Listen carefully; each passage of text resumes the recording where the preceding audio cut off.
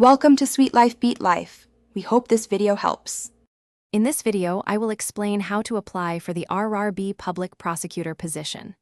This guide will walk you through each essential step, from understanding the role to preparing for the selection process.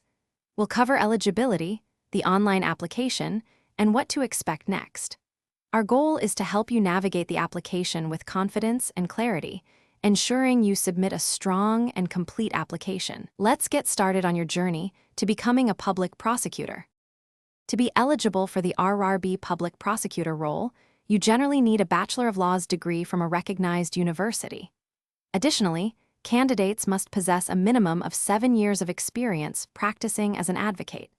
There are also age criteria, typically between 21 and 35 years, with relaxations for reserved categories.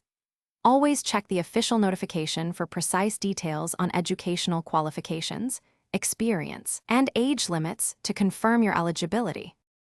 The application process is primarily online.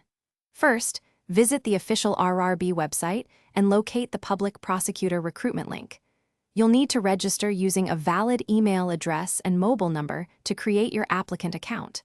Carefully fill out the detailed online application form, ensuring all information is accurate. Finally, upload scanned copies of your photograph, signature, and all necessary educational and experience certificates as specified in the notification. Double-check everything before submission. The selection process for the RRB Public Prosecutor usually involves a written examination, which assesses your legal knowledge and general awareness. Candidates who successfully clear the written test will then be called for an interview. To prepare effectively, focus on core legal subjects, relevant acts, and current legal developments. Regularly check the official RRB website for updates on exam dates, admit cards, and results. Thorough preparation is key to success in this competitive process. Thanks for watching.